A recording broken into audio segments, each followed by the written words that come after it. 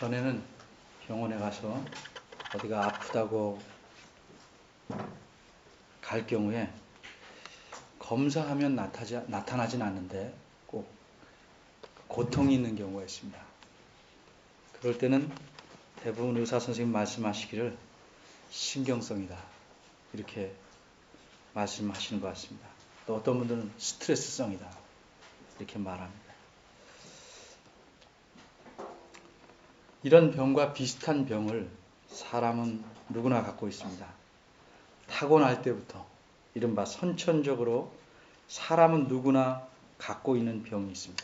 누구나 갖고 있기 때문에 그다지 병이라고 생각지 않을 정도로 모든 사람에게 있는 병입니다. 이 병 때문에 삶에 아주 크게 나쁜 영향을 미치게 됩니다. 그 병 중에 하나를 스트레스성이라고 하듯이 죄악성이라고 말할 수 있습니다. 죄악성 무감각증이라고 저는 말하고 싶습니다. 이건 무슨 증세냐 하면 참 소중한 것, 그 소중한 것에 대해서 그 소중함과 고마움을 잃어버리는 것입니다. 특별히 그 소중한 것이 가까이 있을 때는 빨리 잃어버리고 그 대신 자기 욕심을 얼마만큼 채워주느냐로 그 가치를 계산합니다. 그 이해가 늘 같이 사는 남편, 아내, 자식, 부모, 교회 그 소중함을 모르고 살다가 모든 것이 불행해지고 그것이 소중했다고 느낄 때 이미 늦어버립니다. 그토록 소중히 여겨서 가까이 두었는데 점점 시들해지고 그리고 수틀리면 어느새 원수처럼 여기게 됩니다. 관계만 그런 것이 아니고 어떤 생각이나 사고나 낱말에 대해서도 우린 그런 무감각증을 갖게 됩니다. 성경에서 두 가지 예를 든다면 하나님의 은혜라는 말입니다. 하나님의 은혜 다 알지만 전혀 마음에 아무런 감각 주지 않습니다. 구원 처음에는 참 감격했는데 이제는 그러려니 하고 생각합니다. 가만히 생각하면 쥐나 개나 다 구원받고 은혜 받은 것 같습니다. 그냥 나만 특별한 것 같다고 생각하다가 어느 날은 다 받는 것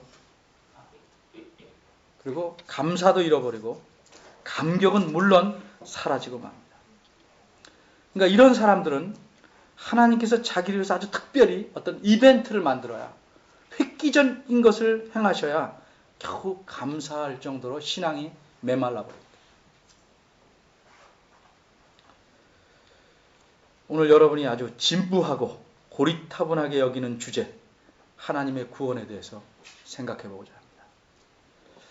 13절 딱 한 절인데 이제껏 본문이 짧을수록 설교가 짧아졌는데 오늘은 그렇지 못할 것 같습니다. 마치 어떤 것은 가능한데 예를 들어서 이런 수학식이 가능한지 모르겠습니다만 루트 42,548 나누기 루트 2342 23,421 그러면 쓰기는 짧게 한 줄을 쓸 수 있지만 그거를 풀려면 얼마나 많이 풀겠습니까? 이게 짧은 구절인데 루트 나누기와 같은 생각할 것이 많은 구절입니다. 아주 여기서는 간단하게 말합니다. 그가 하나님께서 우리를 바울과 이 골로새에 사는 교인들을 좀 넓혀 말하면 모든 예수 믿는 사람들을 그리스도인들을 건져내사 옮기셨다. 이것을 구원이라고 말합니다. 흑암의 권세에서 건져내사 사랑의 아들로 옮기셨다.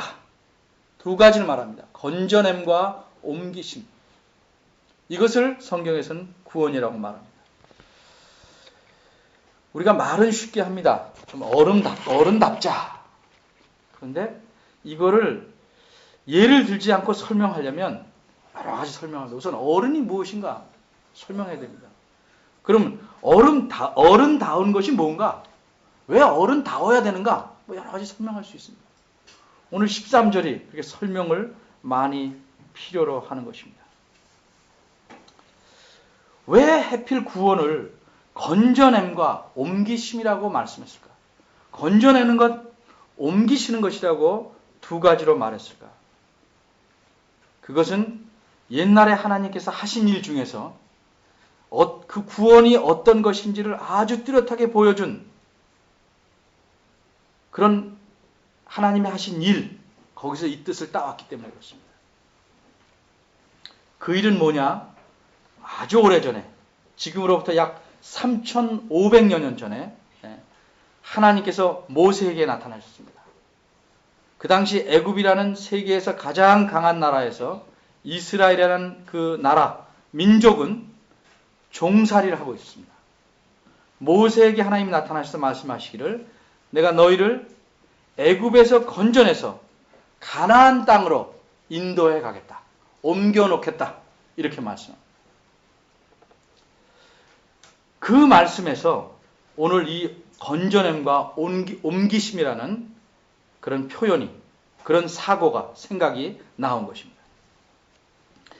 애굽에서, 지금의 이집트, 애굽에서 지금 이스라엘에 있는 가나안, 여기로 옮기는 것은, 건져내서 옮기는 것은 무엇을 의미하는 것입니다. 그것을 알아야 이 말 뜻을 이해하는데 도움이 됩니다.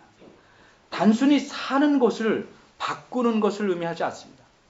이쪽 아파트가 좋아하는데 저쪽 아파트 가서 살자, 이 정도의 장소의 바꿈을 의미하는 것이 아닙니다. 애굽이라는 것은 어떤 것이었냐? 그 당시 모든 이스라엘 사람들은 종살이하고 있습니다. 종살이. 우리는 종으로 안 살아봐서 그저 피상적으로 느낍니다. 다행히 요새 그 드라마가 있어가지고, 그렇죠?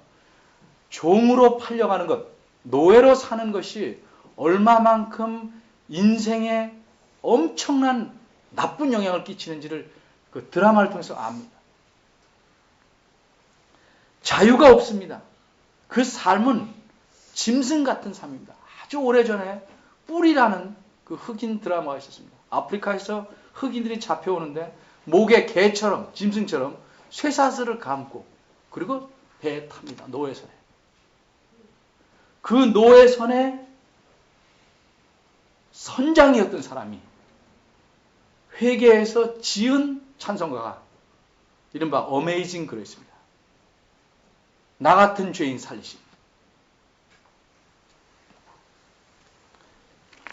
이런 노예의 삶이라는 것은 정말 짐승 같은 삶입니다.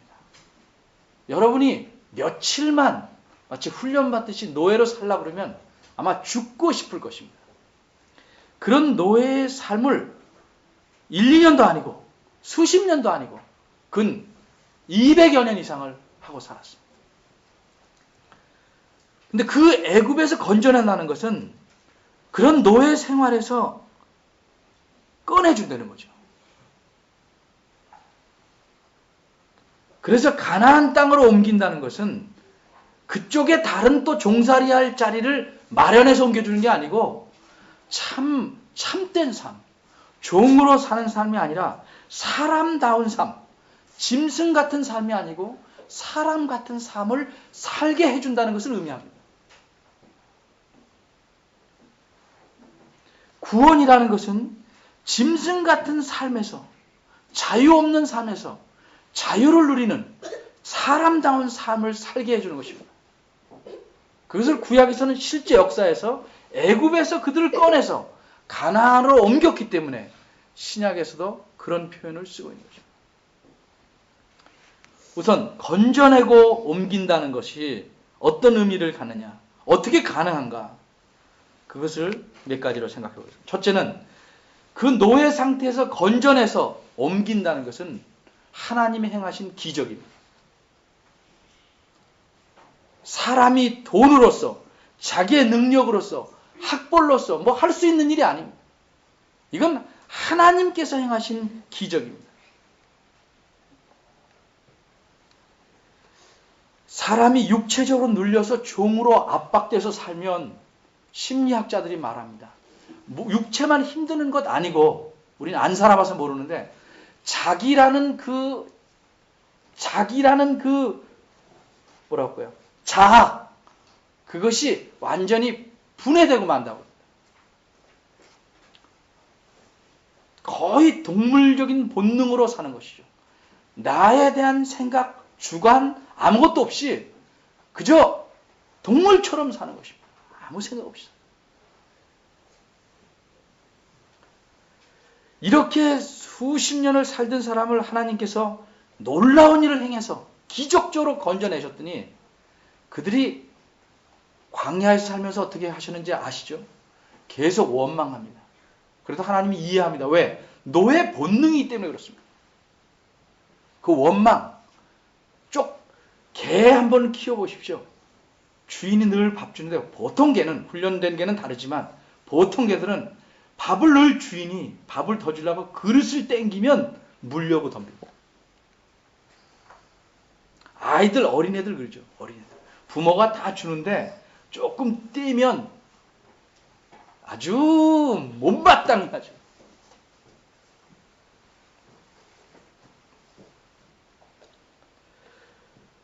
이렇게 이스라엘 사람들을 종살이하던 노예 생활하던 애굽에서 가나안 땅으로 옮긴 것처럼 지금 예수 믿는 사람들은 어디에서 건져낸 것이냐? 어디에서? 여기 13절에 말씀하기를 흑암의 권세라고 말합니다. 흑암의 권세.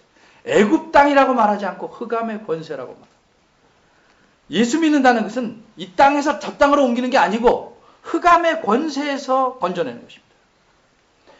흑암이라고 표현하는 것은 여러 가지 있습니다. 옛날에 중세시대에는 사람들이 무지했다. 그래서 암흑시대다. 흑암의 시대다. 이렇게 말을 했습니다. 무지하다는 의미에서 흑암을 말하는 것이 아니고 성경에서 흑암이라고 할 때는 하나님을 빛으로 생각하고 하는 말입니다. 하나님이 빛이시다. 밝음이시다. 근데 그리로 가까이 못 가게 하는 것.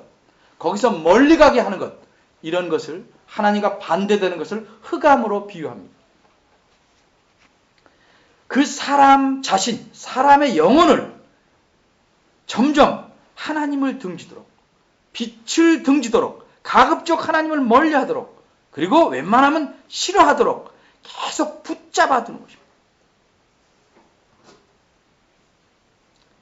그리고 그 붙잡아주고 흑암 속에서 사는 것, 하나님을 멀리하고 사는 것에서 계속 재미를 느끼게 합니다.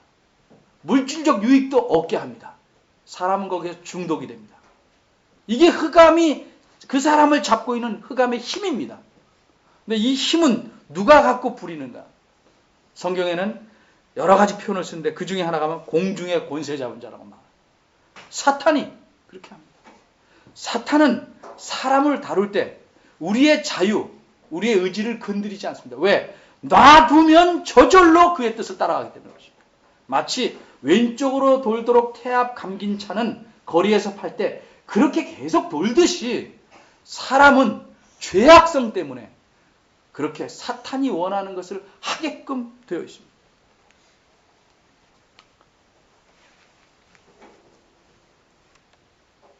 그래서 성경에서 말하기를 너희는 죽었던 사람이다. 흑암의 권세에 묶여서 죽은 상태에 있던 사람이다. 그럼 어떻게 살았는가? 비유적인 표현인데 죽었다는 말은 아무것도 못한다는 게 아니고 이 세상이 원하는 것, 이 세상의 풍속을 쫓아 살았다. 공중의 권세 잡은 자를 따라 살았다. 그래서 너희들의 마음이, 육체가 원하는 것을 다 하면서 살았다.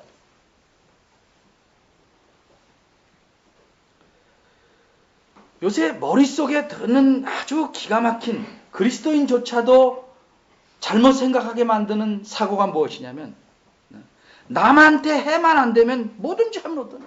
내가 자유가 있는. 남한테 해가 안 되면 해도 된다. 이게 아주 무서운 생각입니다. 그리스도인은 흑암의 권세에서 나온 자들은 그렇게 생각하는 게 아니고 하나님을 기쁘시게 하는 일이 아니라면 하지 말아야 된다. 이렇게 돼. 이게 정상이에요. 여러분 쉽게 생각해 봅시다. 종살이 하는 데서 애굽에서 건져냈습니다. 하나님께서 건져내셨는데 나 이제 건져냈으니까 니네들 손 뛸 테니까 알아서 너희들이 살아라. 하나님 이렇게 하시지 않았습니다. 하나님의 구원이라는 건 이른바 일회용이 아니에요. 내가 일단 너를 건져놨으니까 그 다음 네가 알아 살아라. 이렇게 하는 것 아닙니다. 만일 그 사람들을 애굽에서 건져내놓고 그대로 놔뒀다면 그 다음에 바로 무슨 일이 생길 것인가? 우리는 출애굽기를 보면 알 수 있습니다. 애굽 왕이 가장 강한 군대, 애굽의 최정예 군대를 끌고 잡으러 옵니다. 하나님이 손을 떼었다면 그대로 잡혀서 다시 종살이로 들어갑니다. 성경에도 그런 비유 있습니다. 집안을 청소했어요. 마음을 청소했어요. 그래서 귀신을, 마귀를 내쫓았더니 그리고 깨끗한 집에 딴 것을 채우지 않으니까 다른 마귀 7을 다시 데리고 와서 이전 상태보다 더 나쁘다 이 말이죠. 그러니까 자유라는 것은 내 마음대로 할 수 있게 내 마음대로 할 수 있게 놔두는 것이 사실은 진정한 자유가 아니고 그거는 더 나쁘게 가는 공백기입니다.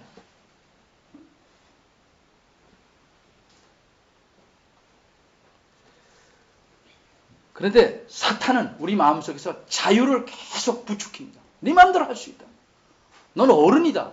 넌 충분히 판단력이 있다. 뭐든지 내 마음대로 할 수 있다. 내 자유 갖고 내 것 가지고 내 마음대로 하는데 누가 뭐래요. 단 네가 품위 있게 보이려면 남한테 해만 끼치지 마라. 그 생각을 계속 부추깁니다. 그래서 흑암의 권세에서 건짐받은 그리스도인조차도 다시 흑암의 권세의 그 보이지 않는 사슬에 계속 끌려갑니다.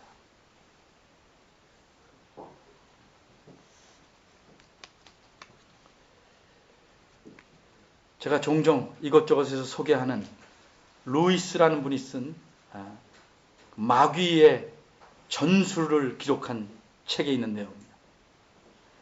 이런 말이 있습니다. 사람의 마음에는 어느 정도 악한 마음과 함께 어느 정도 선한 마음이 있게 마련이다.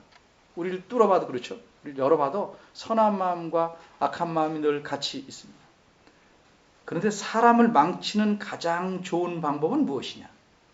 조카 마귀한테 전술을 가르쳐주는 겁니다. 어떻게 하면 사람을 망치게 할까? 매일 만나는 이웃들에게는 악한 마음, 불평, 미움 등을 계속 품게 해라. 그리고 멀리 떨어져 있는 미지에 모르는 사람들에게 대해서는 막연히 좋은 마음, 그 사람을 만나면 뭔가 이룰 수 있는 기대감, 이런 것들을 자꾸 갖게 하라.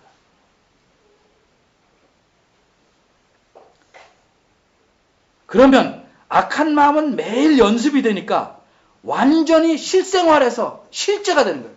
악하게 되는 것이고, 선한 마음은 모르는 사람 만나지 않았으니까 늘 머릿속에만 도는 상상의 차원에서 머무르니까 우리한테 득이 된다. 마귀가 이렇게 말합니다.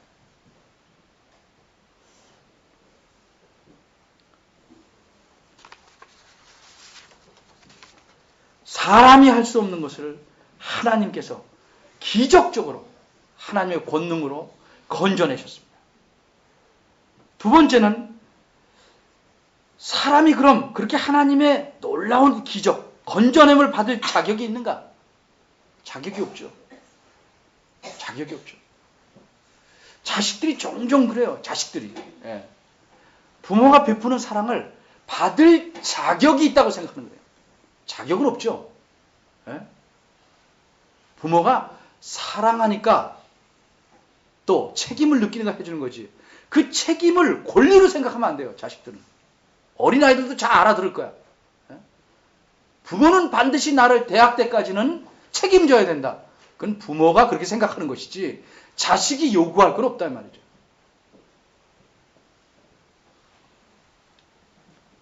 자격이 없는데 받았다. 이걸 은혜라고 합니다. 은혜. 애굽에서 그들이 이스라엘 사람들이 한 일이 뭡니까? 하나님을 잘 섬겼는지 아십니까? 지난번에 말씀드렸지만 에스겔서에 나오는 말씀대로 그들은 우상을 의지하고 살았습니다. 하나님을 버리고 우상을 숭배하고 살았습니다. 그들이 하나님께 점수 딸 일이라고는 하나도 한 게 없습니다. 매맞을 짓만 했습니다. 미운 짓, 싫은 짓만 했습니다. 자기 마음대로 하고 싶은 대로 살았습니다. 하나님을 적대적으로, 이론적으로는 하나님이지만 실제 삶에서는 하나님의 원수로서 살았습니다. 그런데 하나님께서 그들을 건져내셨습니다. 우리도 마찬가지입니다. 우리가 흑암의 권세에서 건진받을 무슨 일을 했습니까? 성경은 분명히 말씀하기를 우리는 이전에 허물과 죄로 죽은 사람이다 이렇게 말합니다. 죽었다. 그럼 죽어서 가만히 있은 게 아니고 공중의 권세 잡은 자 사탄이 하자는 대로 따라 살았다. 이 말은 사회에서 볼 때 착한 일 안 했다는 뜻이 아닙니다. 하나님과 무관하게 살고 하나님이 싫어하는 일을 하고 하나님을 멀리 두고 살았고 하나님이 기뻐하시는 것 생각하지 않고 자기 마음대로 살았다는 거죠. 그런데 이런 우리들에게 하나님께서 은혜를 베푸신 겁니다. 그러면 왜 이런 은혜를 베푸셨을까? 이런 은혜를 베푸시려면 대가를 하나님이 치르셨을까? 생각해봐요. 어떤 대가를 혹시 하나님이 치르셨는가? 뭐 별 대가 없이 쓰다가 남는 거 주는 거는 고맙긴 하지만 그다지 훌륭하다고 할 수 없죠.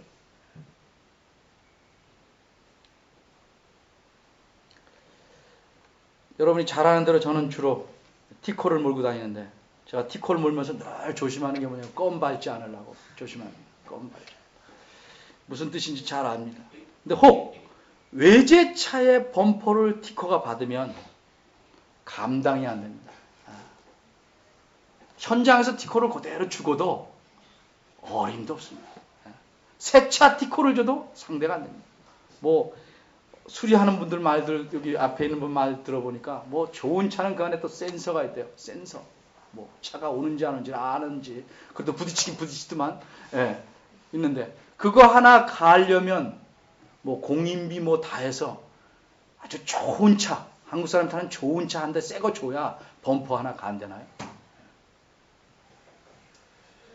바꿔 말하면 범퍼 하나가 우리 전세값하고 같은 거죠. 보통. 그런데 어떤 사람이 전에도 신문에 났지만 그렇게 좀 다친 것 대해서 그냥 가라 이렇게 말했다면 이 사고를 낸 사람은 너무 감사하죠. 근데 조금 있다 생각하면 이런 생각을 해요. 참 감사는 하지만 하기야 저 사람한테는 정권값이지 이렇게 생각해요. 그런 차 몰고 다니는데 이 정도는 또 그 정도 품위는 보여야지. 마땅한 것처럼 또 생각합니다.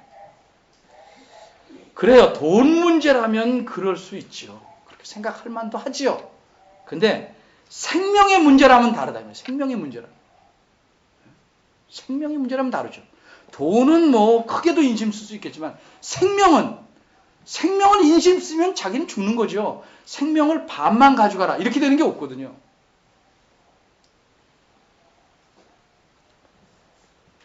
하나님께서 흑암의 권세에서 건져내시려고 그리고 그 사랑의 아들의 나라로 우리를 옮기시려고 치르신 대가가 돈이 아니고 생명이라는 거예요. 생명. 하나님 자신의 아들이신 사람의 아들이 사람이든 하나님의 아들이신가 그분도 역시 본질상 하나님이신 그분을 신이신 그분을 이 땅에 사람이 되어 오게 하셨어요. 그분이 예수님이에요. 그분이 이 땅에서 30년은 완전히 사람으로 살게 하시고 특별히 3년간은 모든 고통과 수모와 고난과 치욕을 당케 하셨습니다. 그리고 그 당시 가장 흉악한 범죄자에게나 가하는 처형, 십자가형을 당하게 하셨습니다. 그 십자가에 달리신 예수님은 스스로 그 고통의 의미를 알기 때문에 그 고통을 모든 사람으로 해서 하나도 남김없이 다 받으시려고 진통제 역할을 하는 신포도주조차도 거절하고 맙니다. 그때 사람들은 놀립니다. 조롱합니다. 내가 하나님의 아들이라면 내려와라. 그러면 믿겠다. 그래도 그분은 내려오시지 않습니다. 사람들이 이렇게 무지하고 완악하고 죄악 덩어리인데 이런 사람들을 위해서 하나님께서 자기 아들을 죽게 하셨다. 사람들은 이것을 이해하지 못하죠. 그런 것을 이해하지 못한다는 것을 이미 오래전에 하나님은 선지자를 통해서 이렇게 말씀했습니다. 그는 정말로 우리의 질고를 지고 우리의 슬픔을 당하였지만 우리는 생각하기를 그가 스스로 잘못해서 하나님의 벌을 받고 하나님에게 맞으며 고난을 당한다 생각했다. 그런데 그가 창에 찔린 것, 그것은 우리의 허물 때문이고 그가 상한 것은 우리의 죄악 때문이다. 그가 징계를 받음으로 우리는 하나님과 평화를 누리게 되었고 그가 채찍에 맞음으로 우리는 나음을 입었다. 우리는 다 못된 양 같아서 다 잘못 행했지만 여호와 하나님께서 우리 모든 사람의 죄악을 그에게 담당시키셨다.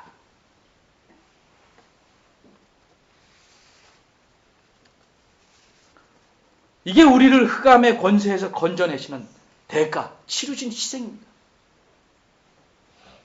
애굽에서 나올 때는 모든 애굽의 장자들을 다 하나님의 천사가 죽이는데 어린 양을 죽여서 그 피를 문설주에 바른 집마다 죽이지 않고 넘어갑니다. 그 어린 양이 대신 그 집에 있는 사람들의 목숨을 대신해서 희생한 것이죠. 이것은 무엇을 가리키는 것인가? 그래서 성경에서는 이 대신 죽은 이 어린 양을 장차 오실 예수님께서 사실 일을 하신 것으로 그렇게 비유합니다. 그의 사랑의 아들이다. 이것은 두 가지 뜻이 가능한데 우리 묶어서 생각해 봅니다. 하나님께서 정말 사랑하는 아들, 그 아들을 죽이셨다. 집에서 키우는 애완동물도 죽이게 내어준다는 것은 거의 불가능한 사실입니다. 어떤 교우가 저한테 한번 이렇게 물어요. 자기 부부가 내기를 했답니다. 제가 우리 개를 좋아하니까 우리 집 위에 그 귀머거리 개 있지 않습니까? 궁실이. 둘이 내기하는 게 뭐냐면 우리 목사님이 교인 중에 한 사람이 병이 들어서 개고기를 먹어야 된다면 궁시리를 내줄까 말까. 상당히 잔인한 내기를 했습니다. 그리고 저한테 묻습니다. 바로 내기했다고. 여러분은 웃는데 저는 가슴이 턱 막히더라고요. 그 질문을 받는데. 좀 잔인하다 싶더라고요. 근데 참 지금 생각하면 다행이에요.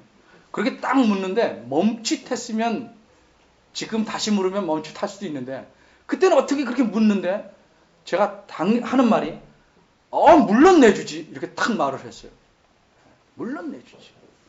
그러니까 이제 이긴 쪽이 누구라고 말하면 또 안 되니까 이긴 쪽이 고봐 이렇게 말해요. 고봐. 제가 개는 사랑하지만 사람보다 더 사랑하진 않죠. 어쨌든 사랑한다는 걸 내준다는 거는 정말 힘든 일이에요. 근데 그게 사람이면 그것도 잠시 며칠 품앗이 하고 하라 이게 아니고 목숨을 내준다는 것은 그거는 있을 수 없는 거죠. 그러니까 로마서 5장 8절에 뭐래요? 하나님이 우리를 사랑하는 것을 어떻게 증거를 보이셨느냐? 자기 아들을 죽게 하심으로써 우리를 사랑한다는 증거를 보이셨다. 이렇게 말씀하고 있습니다. 그의 사랑의 아들이라는 건 이런 뜻이면서 동시에 하나님의 모든 사랑을 얻을 수 있는 마치 근원지는 예수 그리스도. 예수 그리스도를 통해서 하나님의 모든 사랑을 얻는 것입니다. 지금은. 그분 안에 모든 사랑이 담겨 있는 것이에요. 성경은 그래서 말하죠. 자기 아들을 주신 하나님이 다른 것을 너희들 위해서 주지 않겠다. 이게 구원입니다. 이게 구원. 그렇게 해서 이 사람들을 건져내고 마음대로 살게 하신 것 아니고 그 아들의 나라에서 글로 옮겨서 거기서 살게 하셨어요. 거기서 자유롭게 살게 하시는데 이 자유롭게 살게 했다는 것은 무엇을 의미하냐? 하나님을 억지로 섬기는 것도 아니고 자유롭게 섬기고 기쁜 마음으로 섬기고 또 이 자유는 어떤 자유예요? 하나님과 함께 사는 자유. 하나님과 함께 사는 삶. 하나님의 뜻에 따라 사는 삶. 그리스도 안에서 사는 삶. 이런 삶을 살게 하셨다. 우리는 하나님의 구원에 대해 생각하면서 처음에는 감격했는지 모르지만 지금은 건짐 받았다는 건 많이 생각합니다. 그런데 그분의 나라 안에서 사는 것이다. 그분을 섬기면서 사는 것이다. 그분과 함께 사는 것이다 하는 것은 대부분 놓치고 있다는 거죠. 그래서 건짐을 받았으니까 이제는 내 마음대로 살겠다. 그래서 옛날의 습관대로 살기도 하고 자기 좋은 대로 삽니다. 가끔 인심 쓰는 것처럼 하나님 뜻을 한 번씩 생각해보고 그렇게 살아갑니다. 그렇게 하라고 여러분들을 구원하신 것은 아닙니다. 옛날에는요, 참 구원에 감격한 사람들은 이런 경우가 있었습니다. 또 그렇게 막 유도했습니다. 헌신한 사람.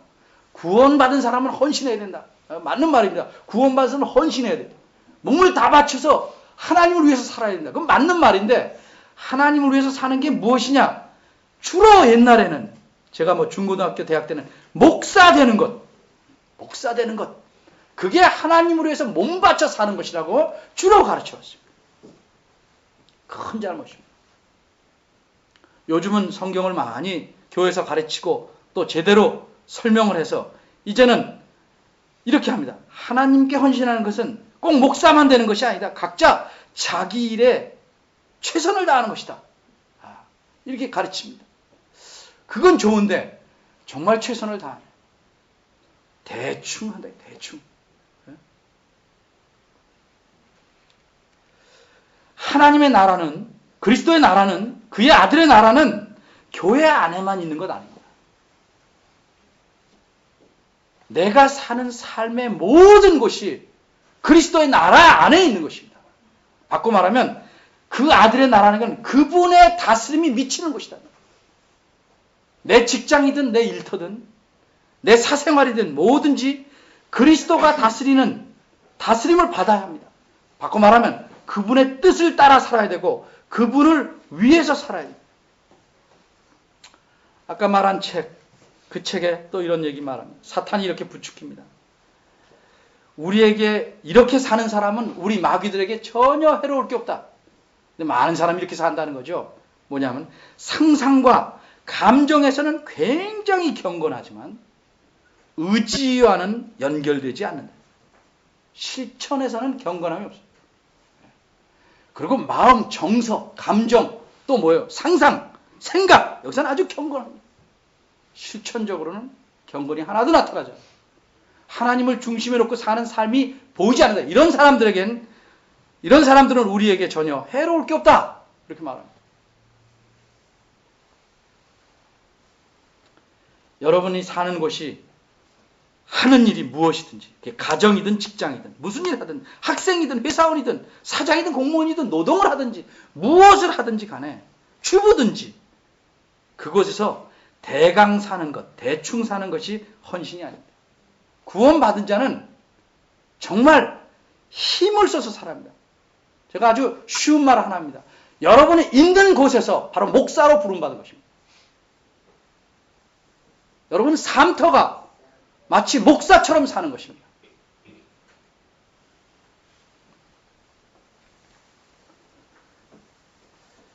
이런 사실을 분명히 알아야 여기 12절에 있는 대로 그런 구원을 이루신 하나님께 감사하게 되는 겁니다. 왜 감사가 없습니까? 구원에 대한 하나님이 이루신 놀라운 기적, 값없이 우리에게 주신 은혜, 그것을 주시기 위해서 치르신 희생, 이런 것에 대해서 생각이 없으니까, 소중하게 여기지 않으니까 감사가 없는 것입니다. 우리의 삶을 돌아봅시다. 우리가 어떻게 삽니까? 그죠? 교회 일주일에 한 번 나오는 것으로 구원받은 자의 삶을 다 산다고 생각하지 마십시오. 많은 사람들이 저한테 얘기합니다. 너무 강하다. 어떻게 그렇게 살란 말입니까? 저도 그렇게 살게 하고 싶지 않아요. 힘든 줄 아니까. 그런데 성경이 하나님께서 그렇게 요구하신단 말이에요. 그렇다면, 감사하다면, 그게 하나님의 은혜인 줄 알면, 그분이 내 생명을 대신하신 것을 진작 믿는다면, 진정으로 믿는다면 그렇게 살도록 최선을 다해서 잊지 마십시오. 저만 목사가 아니고 여러분 전체가 삶의 현장에서 목사입니다. 기도하겠습니다.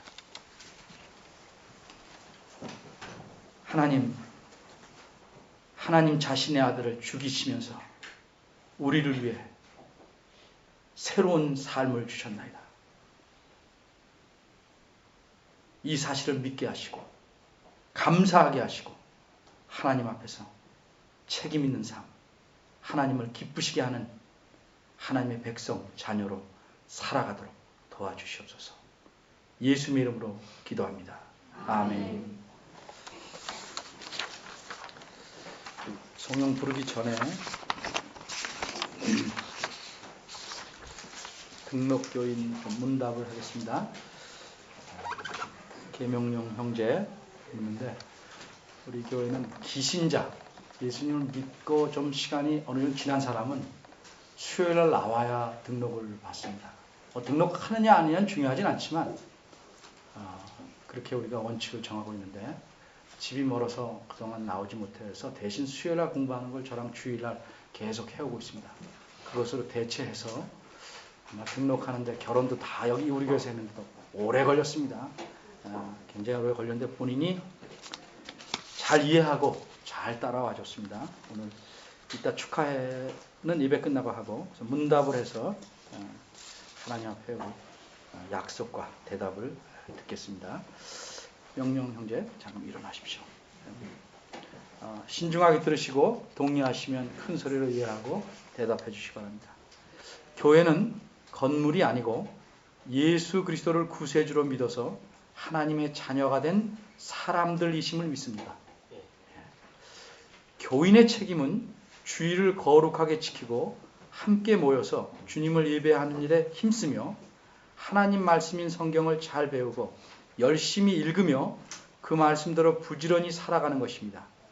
그리고 이런 일을 행함에 있어서 목사가 성경에 맞게 가르치고 지도하는 한 기꺼이 그의 가르침과 지도를 잘 따라야 합니다. 이런 모든 책임을 성실히 감당하시겠습니까? 세 번째, 교인이 된다는 것은 자기 자신과 가족의 경건에 힘쓸 뿐만 아니라 교회의 모든 교우들과 더불어 주님께서 주신 은혜를 나누기에 더욱 힘쓰는 것을 의미합니다. 그러기에 다른 교우들을 자기 이익의 수단으로 생각지 아니하고 다른 교우들이 나에게 먼저 사랑을 베풀어야 한다고 생각지 아니하고 오히려 내가 먼저 돕고 베풀며 섬기도록 힘써야 합니다. 이렇게 행하겠다고 약속하시겠습니까? 예, 자리에 앉으시겠습니다. 교우 여러분들에게 묻습니다. 빈말로 묻는 것 아니니까 책임지고 대답하시기 바랍니다. 그저 의례상 묻는 말이 아닙니다. 하나님 앞에서 여러분의 진심을 묻는 것이니까 대답에는 늘 책임을 지시면 좋겠습니다. 첫째, 앉은 자리에서 대답하십시오. 우리 계명령 성도를 우리 미문교회의 교우로 받아들이고 이분을 우리와 함께 하나님 나라를 상속할 가족으로 여겨서 그리스도 안에서 믿음의 교제를 신실하게 나누겠다고 약속하시겠습니까? 네. 두 번째, 그러기에 계명령 성도를 존중하며 혹 허물이 드러나도 악한 마음으로 흉보지 아니하며 이분의 성숙을 위해서 기도하며 먼저 마음을 열고 겸손한 태도로 그리스도의 사랑을 나누며 섬기겠다고 약속하시겠습니까? 네. 이제 성부와 성자와 성령의 이름으로 계명령 성도께서 대한예수교 장로의 미문교회에 등록교인 되셨음을 선포합니다. 기도하겠습니다. 하나님 앞에서 우리 모두가